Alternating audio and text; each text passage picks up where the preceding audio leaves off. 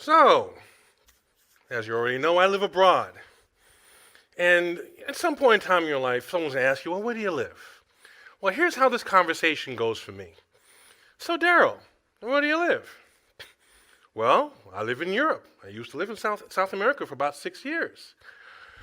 Oh my God, that's fantastic. Think about all the things your kids were exposed to and the cultures that they're seeing. That is amazing. But I couldn't do that. I can't because, you see, I have a job. My job's here, and I can't really move. And my kids are in school, and they're here, and their friends are here, and so I could never really do that. And my family's here. They're close. Well, not too close. I got to drive to them, but and I can't because, and I can't because, and I can't because. And I said to myself, look, all you asked me for was where I live. What's with the confessional? But I came to recognize that I was getting this kind of response for a certain kind of question. Not the normal question, right? Like, what'd you have for dinner last night? Oh, I had pizza. Oh, I love pizza, but I can't because I'm lactose intolerant. And I can't because, gluten doesn't work for me, man. Not that kind of question, most of the times. But questions related to life. Things like attaining your aspirations, dreams, and goals. Things like, hey, moving and living abroad, or perhaps starting your own company, becoming an author, an actor, going back to school, that kind of thing. I would watch people right in front of me start building what I call the wall of FUD. The wall of fear, uncertainty, and doubt. A wall that we stamp with bricks, you guessed it, you can see it. I can't because. And they build this beautiful wall between themselves, their goals, aspirations, and dreams, and sit behind there for many, many years, if not a lifetime. And I asked myself, well, why do we do that? Well, I have an idea I want to share with you. It involves a lot of imagery, so bear with me. I want to use a comparison. I want to compare the wall of FUD to the glass ceiling.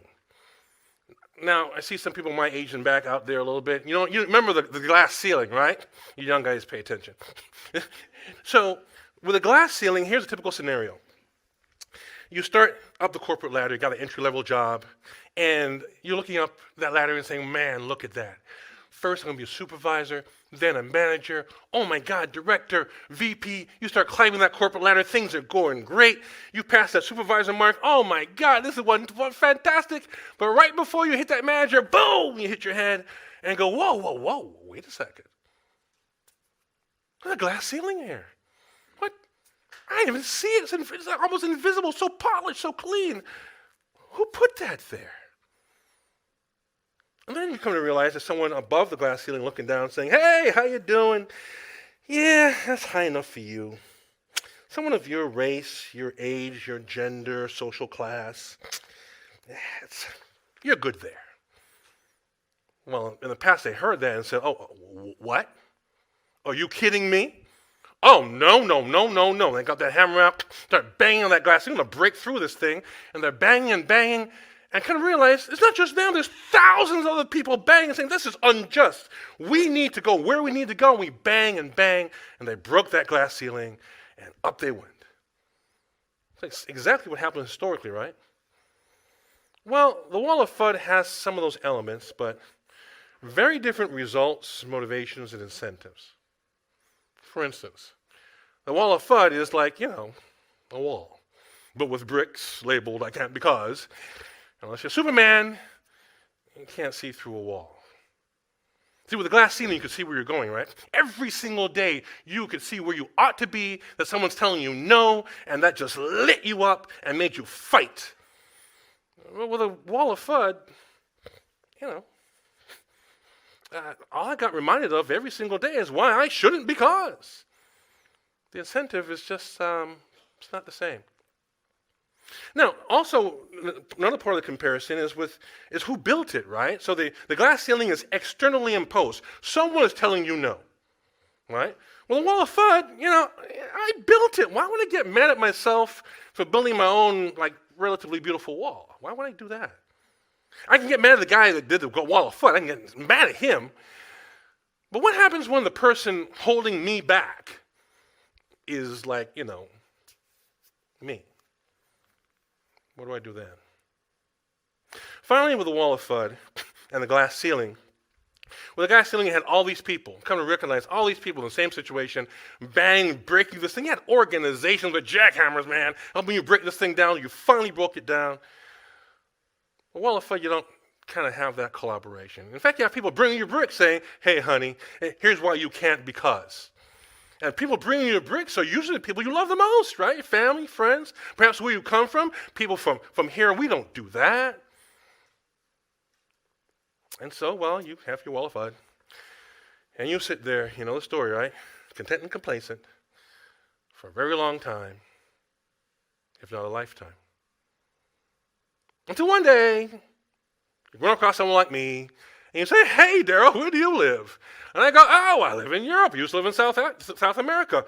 Or, hey, I just started my own company. I finally did it. Or, hey, I've just published my own book, and it's coming out. I'm so excited. And what I just unwittingly did was remind you of your yet unrealized goals, aspirations, and dreams. What I did is I knocked some of those bricks out of that wall of FUD. And God forbid, instead of taking a peek and reminding yourself, well, you got to patch that thing up as quickly as you can. Hence the confessional. Oh my God, I can't because I've got a job, and I can't because of the kids, and I can't because of my family. And whew, man, that was close.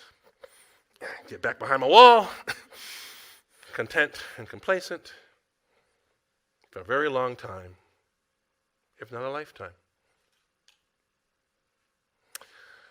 Can you relate? Sound familiar? Yeah. Well, I can too, because unfortunately it happened to me. This Renaissance man in front of you, who loves to travel with his wife and move to different countries with his kids and learn different languages and get lost and eat all kind of funky foods. We built our own wall of FUD. Here's what happened. Years and years ago, my beautiful wife is sitting across from me in a restaurant, and she tells me, I'm going to be a daddy. And she's just radiant, and she's just going on about being a new mom. She's so excited. But in my head, I started buying me some bricks, right? And I started laying out those bricks because, you know what? I can't do this anymore. I can't because I need a house now. A baby's coming. Man, I can't because I need a minivan. Baby's coming. And I just laid those bricks in place, and I built this beautiful, it was a gorgeous wall, by the way, beautiful wall. And we sat behind that wall, content and complacent, for 16 long years. So yeah, got my confession. So, how do we get out from behind this wall of FUD? What do we do? How do we knock this thing down and get to the work of attending to, I say work, our aspirations, goals, and dreams? Well, the first thing you have to do is determine what your chosen path to life is. Now, these words are important. Right? The first word is chosen. This is intentional. This is on purpose. This is thought through. This is you recognizing that your life is nothing more than the sequence of consequences of your decisions and actions. This is you taking responsibility and understanding, I am here today in this situation because of me. Next is path. If you have a path, the purpose of a path is to guide you somewhere, not just stand there. So there are things you have to do, things you have to learn, actions you have to take to go down that path and attain your goals. And then, of course, there's life. Look, you only have one. So how exactly do you plan to spend it? When it's all said and done, will you look back and feel you have a life well lived? Or a few things still undone? That you have to do for yourself. Extremely important. Because then you can start knocking down, doing the work to knock down the wall of FUD. Now, to knock down this wall of FUD, we have to attack each of the elements of FUD individually. They are fear, uncertainty, and doubt. And you conquer each of these items with my 3 E's to success, which are exposure, education, and encouragement. And what's beautiful is they line up perfectly, right? You conquer fear with exposure. You conquer uncertainty with education. You conquer doubt with encouragement. How does it work? Let's get to it. It has been said that fear is nothing more than false expectations appearing real.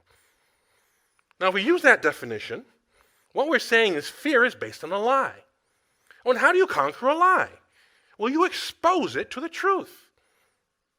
There are 8 million non-military Americans living abroad. What truth do they know that you don't know? If they figured it out, you can figure it out. There are millions of people who leave that desk job or whatever it is and start their own companies and are successful. What truth do they know that you currently don't know?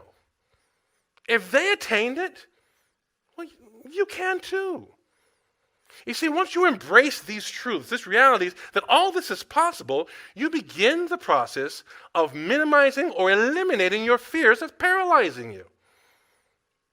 Step number 1, conquer fear with exposure. Item 2, conquer uncertainty with education. Uncertainty is nothing more than a parent of anxiety. Now, I want you to think about this. Why are you ever anxious over anything? It's because you're unsure, you're uncertain as to the outcome, right? You eliminate the uncertainty, you eliminate the anxiety. Perfect example. It's 2 o'clock in the morning, the phone rings. You wake up, you're anxious. Phone rings 2 o'clock in the morning, it's never a good thing, right? It's an emergency, it's bad news, something. So you're anxious because you don't know what's going on. You are uncertain. So how do you solve the situation? Well, you educate yourself as to why someone's calling you. You answer the phone. That's the wrong number. Well, guess what? Now you have clarity. Now you have certainty. Nothing to worry about. Go back to bed. So you want to go and live abroad? You want to open your own company? You want to become an actor? You want to write a book? Educate yourself on the process. Attain the clarity you need in order to make this happen for you. Because once you know, you're no longer anxious. Step number 2, conquer uncertainty with education. Finally, step number 3, doubt. Doubt. Our own personal lack of faith in ourselves. I love it. You conquer doubt with encouragement. You remember the glass ceiling? Now, you with your little hammer, did you knock it all down by yourself? That whole big knowledge for the whole nation, just knocked it down with your little hammer? Or did you have a whole host of thousands of people and organizations that knocked that down for you, with you? You need the same thing in your life, you have to understand. What you need to surround yourself with isn't people bringing you bricks saying, here is all the reasons you can't do this. You need people who are willing to invest in your success, invest in your desires and your future. And once you knock this wall of FUD down, well, you have all these bricks on the ground. What are you going to do with them? Here's my suggestion. Pick up those bricks, change that label from I can't because to I can because, and have those people who are vested in seeing you succeed, have them help you lay that path to your chosen life. That's how it works. You conquer doubt with encouragement. So how do we bring this all home? Well, my favorite book when I was a kid, it was a compilation of poems and short stories, really cool. But the name of the book was But Life is Calling You. Oh man, I love the title of that book. I carry it with me my entire life. All too often, we finally get to the business of working to attain our aspirations, goals, and dreams because something tragic happens. We get some bad medical news, we make it, and now we have a second lease on life. Some good friend of ours dies young, and we go, no, that can't happen to me. And it reminds us of the little time we have, and so now we go after it. What I'm trying to tell you is I hope this talk serves to you as that catalyst. Don't wait for something tragic to happen in your life for you to get on with life. My favorite quote from Benjamin Franklin, and I paraphrase, is if you love life, then cherish time, because time is what life is made of. So get busy now, knocking down your wall of FUD. But why should you make the effort? Because it is effort, it is work. It's because life is calling you. And this is just one call, let me tell you. you simply can't afford to miss.